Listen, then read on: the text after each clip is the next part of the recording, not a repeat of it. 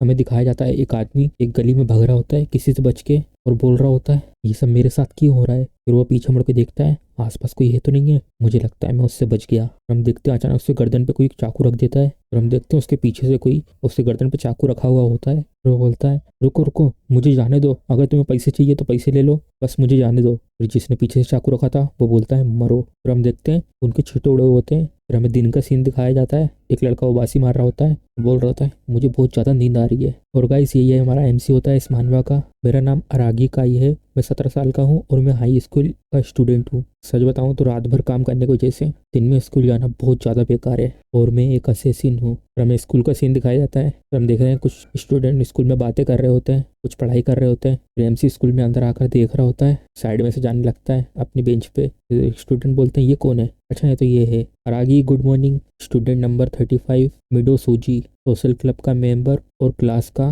President. फिर MC बोलता है हाँ हाँ, फिर अपनी चेयर पे बैठने लगता है। फिर हम देखते हैं एमसी ने उसकी तरफ बिल्कुल ध्यान नहीं दिया होता है और चेयर में जाके सो जाता है। क्लास की एक स्टूडेंट बोल रही होती है ये लड़का तो बहुत ज़्यादा रूड है। स्टूडेंट नंबर 22 नगासे रेना, और अपने फैशन की वजह से सारी लड़कियों में सबसे ऊपर आती है पूरी क्लास में। वो लड़की बोल रही होती है सूजी तुम्हें इस लड़के को कोई हेलो हाई करने की जरूरत नहीं थी। सूजी बोलता है इसमें क्या बड़ी बात है, ये तो हमारा क्लासमेट ही है ना, मुझे पक्का यकीन है ये ज़रूर थक गया होगा। वो लड़की बोलती है लेकिन फिर भी ये बहुत ज़्यादा रूड है। फिर हमें दिखाते हैं एक और स्टूडेंट क्लास में आ रहा होता है। वो लड़की बोलती है ये देखो एक और रूड लड़का आ गया। स्टूडेंट नंबर 1 अराशी सुनसुके, ये लीडर है लोकल गैंग का। अराशी सान गुड मॉर्निंग। अराशी बोलता है यो। अराशी कहीं देख रहा होता है। फिर हम देखते हैं वो अपने एमसी की तरफ देखता है और बोलता है ओए। हम देखते हैं एमसी फिर भी सो ही रहा होता है। तुम बहुत ज़्यादा लकी हो, तुम इतनी आवाज़ करके सो रहे हो और कमीने मैं तुझसे बात कर रहा हूँ ओए। हम देखते हैं अचानक से एमसी उसका हाथ पकड़ लेता है, बोलता है क्या। फिर हम देखते हैं एमसी सो के उठ ही रहा होता है। फिर एमसी बोलता है मैं सो रहा हूँ, तुम्हें क्या चाहिए।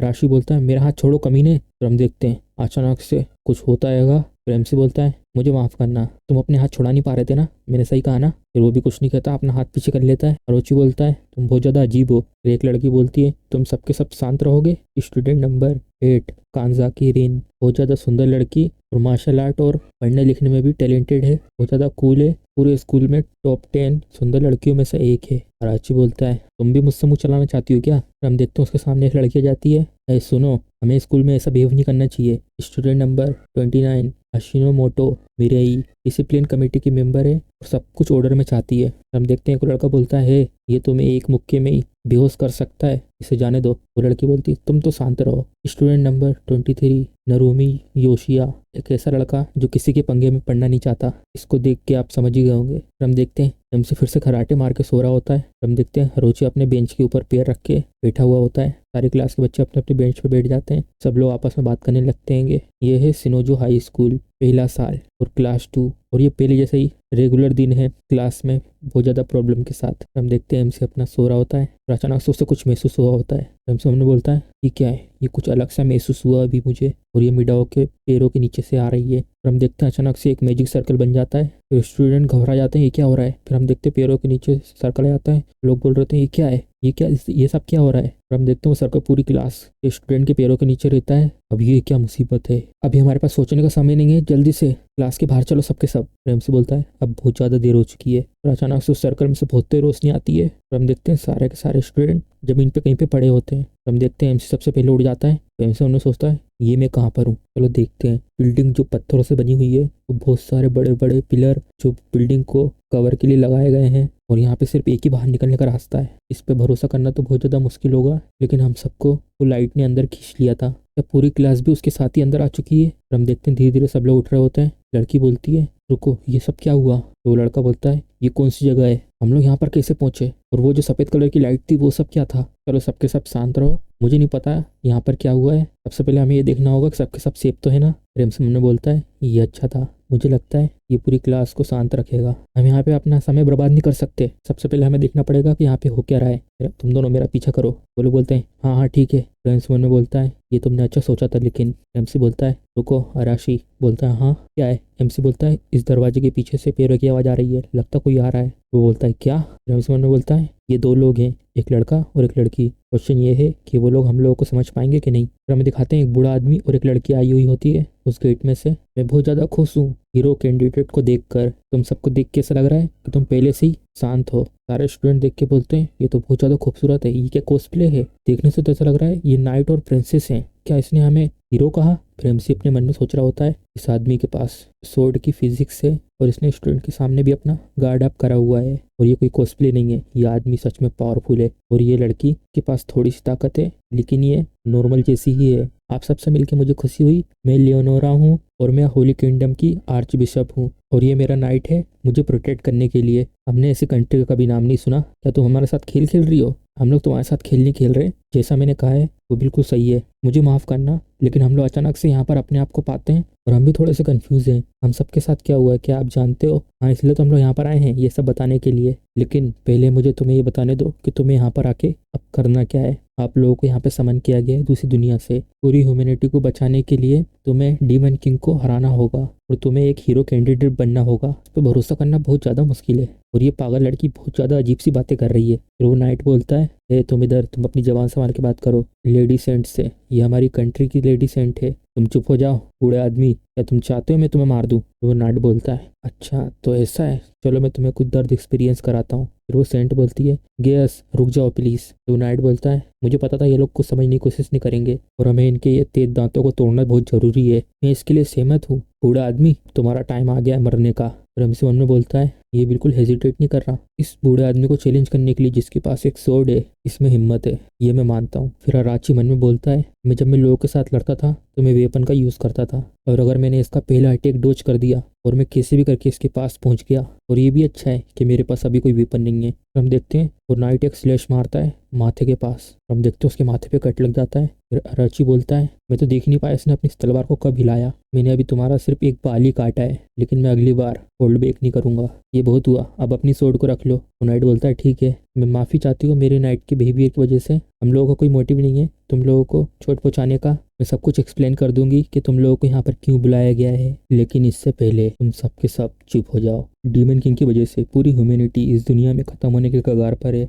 जो हमारी कंट्री है होली नेशन उनसे लगातार लड़ाई कर रही है। हमारे पास इतनी पावर नहीं है कि हम लोग उन्हें पूरी तरीके से रोक सकें। रेमसी मन में बोलता है डीमन किंग हाँ ये तो बहुत ज़्यादा कॉमन स्टोरी है लेकिन अब पूरी ह्यूमैनिटी के पास एक ही रास्ता बचा है और ये लास्ट होप है और वो तुम हो हीरो कैंडिडेट्स। तो तुम हमें कह रही हो कि हम डीमन किंग को हराएं, ये तो इम्पॉसिबल है। हाँ मैंने तो कभी भी लड़ाई नहीं करी है, लड़ाई के बारे में भूल जाओ। हम में से काफ़ी लोग तो बहुत ज़्यादा डर चुके हैं, प्लीज़ मुझे मेरे घर वापस जाने दो। फिर वो नाइट बोलता है ये इम्पॉसिबल है लेकिन तुम्हें ट्राई करना होगा, ये आखिरी तरीका है तुम सबको अपनी दुनिया में वापस जाने का, तुम्हें डीमन किंग को हराना होगा। वो लोग सब हैरान हो जाते हैं और बोलते हैं लेकिन ऐसा नहीं हो सकता। फिर मन में सोचता है बाकी इन्फॉर्मेशन को छोड़कर इसने हमें ये अभी इसलिए कहा है कि हमें मोटिवेट कर सके, लेकिन फिर भी जिन लोगों ने कभी लड़ाई नहीं करी है अचानक से लोगों को मारना, इसके लिए उन्हें एक्सपीरियंस की ज़रूरत पड़ेगी लेकिन उससे भी ज़्यादा टैलेंट। फिर अरोची बोलता है तो इसका मतलब तुम कमीनों ने रेंडमली हम सबको यहाँ पे बुलाया है, तुम चाहते हो हम बिल्कुल शांत रहे और तुम्हारा ऑर्डर मानते रहें।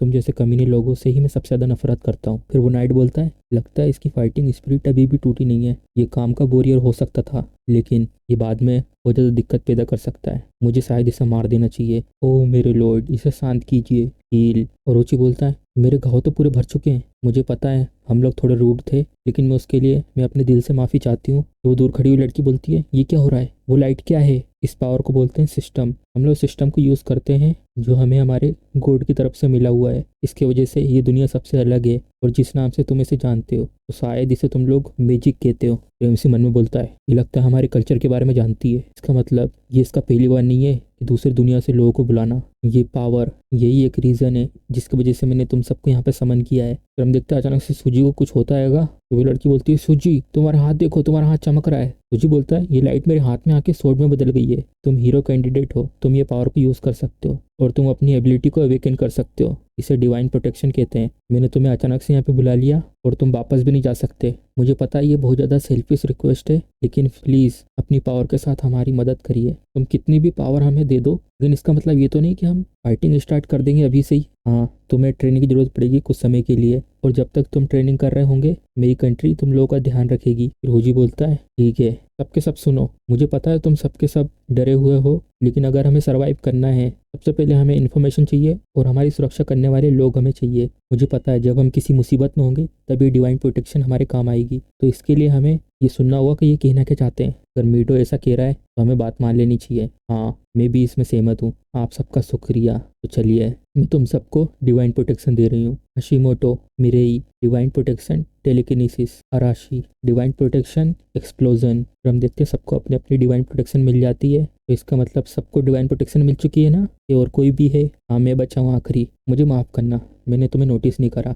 ये लो। ये क्या है? मेरा विजन बिल्कुल चेंज हो गया। फिर हमें दिखाते हैं status. Leonora Tigeris, age 18, gender women, attack A, defence D, agility D, stamina E, system power S, condition normal, skills summoning magic level 5, divine protection level 5, all attribute level 4, manipulation magic 3। तुम्हारी आंखों का colour लाल है, ये तो divine protection judgement है। ये तो बहुत ज़्यादा रेयर है। एमसी बोलता है जजमेंट? हाँ, ये ऐसी पावर है जिससे तुम अपने टारगेट की डिटेल देख सकते हो। एमसी बोलता है चलो ट्राई करके देखते हैं। एमसी के स्टेट दिखाते हैं। Aragi Kai, age 70, gender male, attack B, defence F, agility B, stamina C, system power E, condition normal, skill judgement, divine protection, assassination level 1, short sword technique level 5, throwing level 5, concealment level 5। फिर MC मन में बोलता है अच्छा तो ऐसे दिखाता है डिस्प्ले में। ये बिल्कुल स्टेटस स्क्रीन की तरह है जैसा गेम में होता है, लेकिन ये बहुत ज़्यादा आसान है इसको समझना। फिर एमसी अचानक से देखता है पीछे अपने, फिर हम देखते हैं अराशी एमसी पे